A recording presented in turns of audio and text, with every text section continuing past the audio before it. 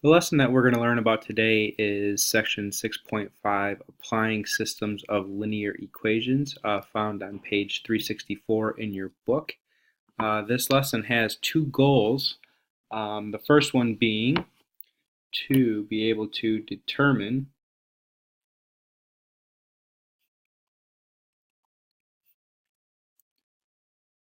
the best method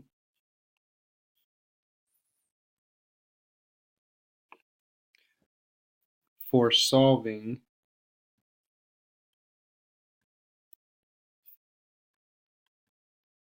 systems of equations.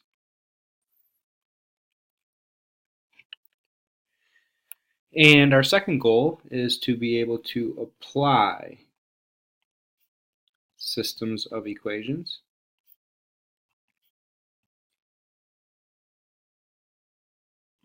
and in the second goal we'll be dealing with real-world applications.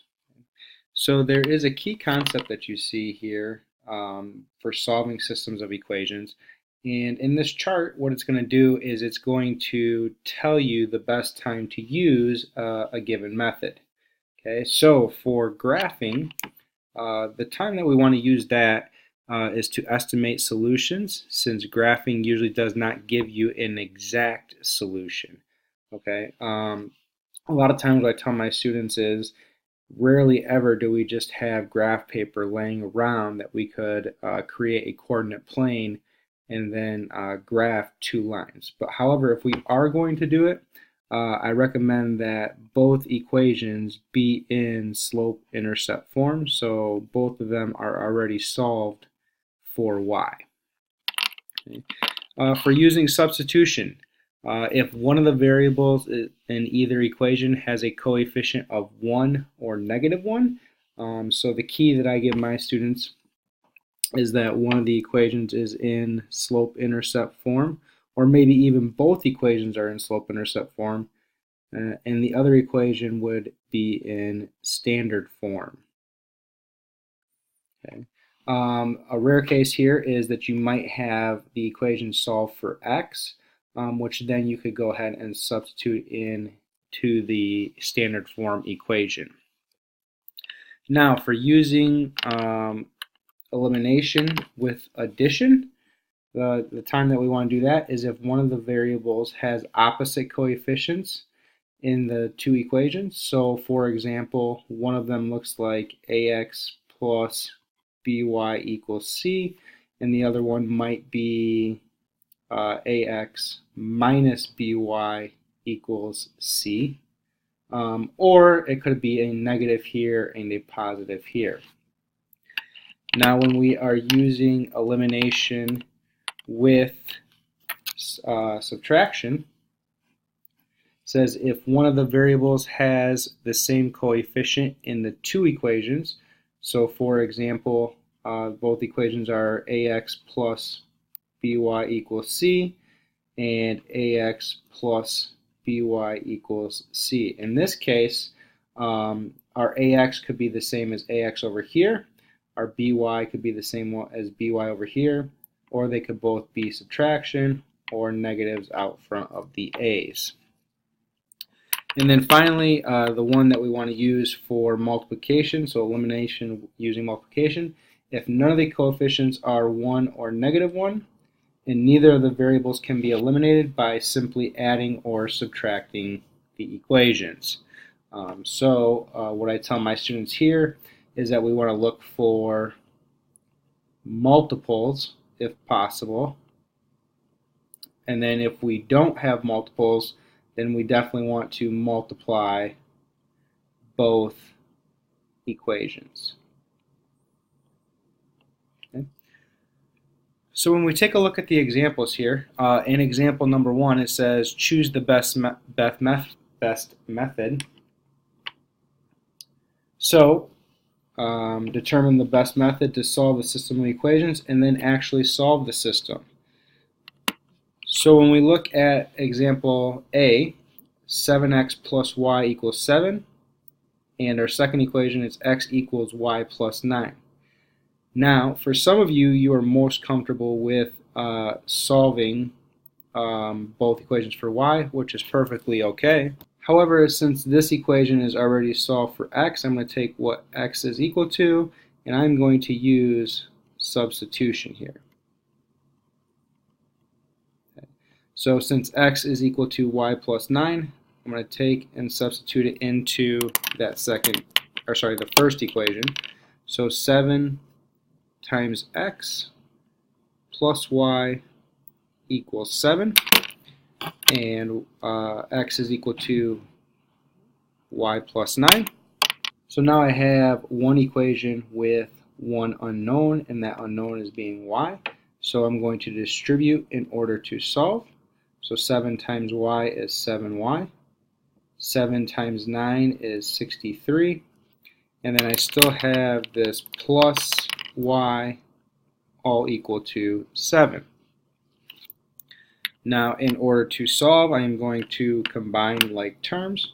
So 7y plus y gives me a total of 8y. So 8y plus 63 is all equal to 7. From here, I want to solve for y, so I'm going to subtract 63 from both sides. When I do that, I get 8y is equal to 7 minus 63 is negative 56. And then I'm going to divide both sides by 8 to find the value of y, which is negative 7. So part of my solution is going to be some number, comma, negative 7. Now to find the value of x, I'm going to substitute that back into one of the original equations. In this case, I'm going to substitute it back into the second one because it's solved for x already. So x equals y, which we said was negative 7, and then plus 9. So negative 7 plus 9 is positive 2. So my solution is 2 comma negative 7. The formatting in the second one, B, is a little bit off here. This should be over a little bit more. Notice, first equation is in standard form, so that's ax plus by equals c. And the second equation is in standard form as well, ax plus by equals c. Okay. So now, in order to solve, since they're both in standard form, I'm actually going to use elimination here. Now there are three types of elimination. We could use addition, we could use subtraction, or we could use multiplication. So I'm going to look at the coefficients in front of the variables. So here I have 5 and negative 2. Those are not the same or opposites, so I'm not going to use addition or subtraction with those. And in fact, they are not multiples, so I'm not going to use multiplication. When I look at the by term, okay, so the y term, here I have 7y and 7y. So now I have the same exact coefficient, so I am going to use subtraction in order to solve these two problems. And just so that it lines up a little bit better, I'm going to put this 5x plus 7y equals 2 below, and then I'm going to subtract the two equations. So when I do that, negative 2x minus 5x gives me a total of negative 7x. 7 minus 7 cancels out because it makes 0. And then I have 9 minus 2, which is all equal to positive 7. In order to get x by itself, I'm going to divide everything by negative 7. And I get x is equal to negative 1. So part of my solution is negative 1 comma some number. Now I'm going to take that negative 1 and I'm going to substitute it back into one of the two equations. Just because the top one is all positive coefficients, I'm going to take 5 times x, which we said was negative 1. And then I have a plus 7y all equal to 2. And now I'm going to solve this equation for y. So the first thing I want to do here is perform the multiplication. That becomes -5. So -5 plus 7y equals 2. In order to get y by itself, I'm going to add 5 to both sides. So I get 7y equals 2 plus 5, which is 7. And now I'm going to divide everything by 7 and get y equals +1. So my final answer here is -1, comma, +1. Okay. What I'd like you to do now is to pause the video and do the check your progress. When you have your solutions, come back and check and verify that they are correct. Alright, if you did A correctly, the method that best suits this problem is elimination because you have opposite coefficients. Now, you wouldn't be wrong in saying substitution if you happen to solve the top equation for x or for y and then substitute it in. However, elimination is going to be a little bit quicker for you. So when you do that, since you have opposites, we're going to add the two equations together. So 1x plus 7x is 8x, 9 plus 7 is 16. Divide both sides by 8 to get x is equal to 2. When you go to substitute in 2 back into one of the original equations, I tell my students to substitute into whatever equation looks easier. So for me, that's the top one. So 2 minus y, remember 2 is x, is all equal to 9. So subtract 2 to both sides, so you're left with -y equals -2. Divide both sides by -1, and y equals 2. So your final answer here is 2, 2. In B, I chose substitution for this one because y is already solved for. It is by itself. So I'm going to take this 5x minus 17 and substitute it in for y into the second equation. So 3x plus 2 times the quantity of 5x minus 17 is all equal to 5. When you distribute, you get 10x minus 34. So I brought down 3x, brought down equals 5. Combine like terms, 3 plus 10 gives you 13x. Brought down minus 34 and equals 5. To get x by itself, we would add 34 to both sides. 5 plus 34 is equal to 39. Bring down 13x. In order to get x by itself, divide both sides by 13, and x is equal to 3. So again, substitute back into either equation for x. Since the top one is already solved for y, that's the one that I chose. So I have 5 times x minus 17. Remember, x is 3. So 5 times 3 is 15. 15 minus 17 is -2. Your final answer here is 3, -2. So go ahead and flip the page for example number 2. Okay, here are our real world examples. So it says in A, Ace Rental, or Ace Car Rental rents a car for $45.25 per mile. Star Car Rental rents a car for $35.30 per mile. How many miles would a driver need to drive before the cost of renting a car at Ace Rental and renting a car at Star Rental were the same? So the first thing I'm going to do is define a couple of variables. So I'm going to let C represent the cost, and I'm going to let M represent the number of miles. Okay. Now, there are two different companies here. There is Ace Car Rental, and there is Star Car Rental. Okay. Now, I'm going to write an equation in terms of the cost for Ace Car Rental. So the total cost is going to be 25 cents per mile. And so per mile means multiplication with M. So that's 0.25 M. And then we have this additional $45. So that'd be plus 45. The second company, which is Star Company, They rent cars for $35.30 per mile. So that would be 0.30 multiplication per and then mile. So the cost is equal to 0.30 M plus the $35 for that company.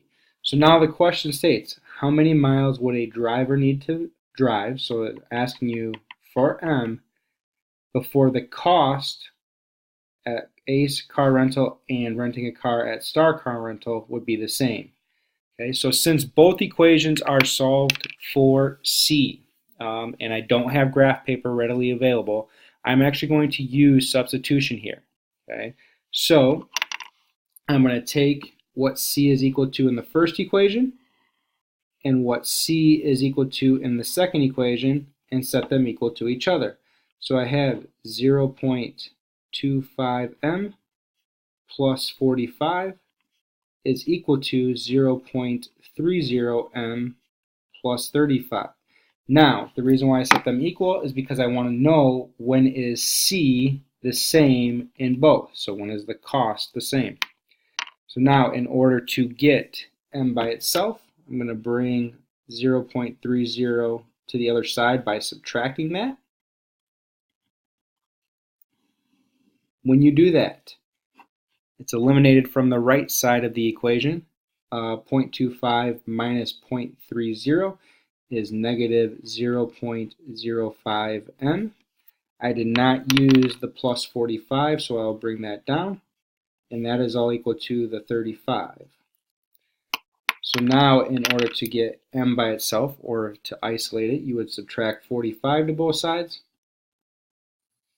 So you get negative 0.05 M, and that is all equal to, this is eliminated, equal to negative 10. From here, what you want to do is you want to get M by itself by dividing both sides by negative 0.05. Negative 0.05. When you do that, a negative divided by a negative is a positive. 10 divided by 0.05, M is equal to 200. Now the 200 represents the number of miles. So the question asks, and how many miles would the driver need before the cost of renting the cars are the same? It would be at 200 miles. Now you don't have to figure out the cost here because, again, the question asks how many miles. So now what I'd like you to do is to go ahead and pause your video, do the check your progress A.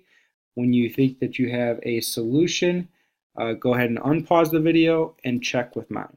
Alright, in the check your progress, I let C represent the cost, D represent the days. So for action video, the cost is equal to 50 cents per day plus a $2.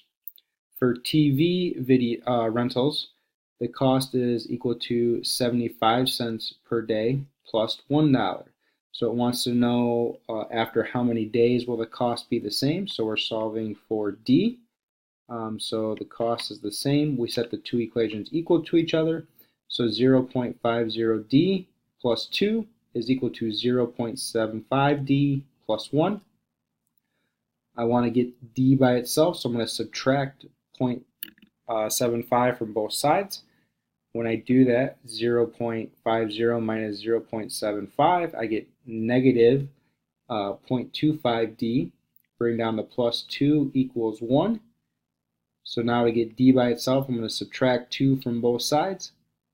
So negative 0.25D is equal to 1 minus 2, which is negative 1. To get D by itself, I'm going to divide both sides by negative 0.25. Negative divided by negative is a positive. 1 divided by 0.25 is equal to 4. So in terms of the problem, after how many days? That would be 4 total days.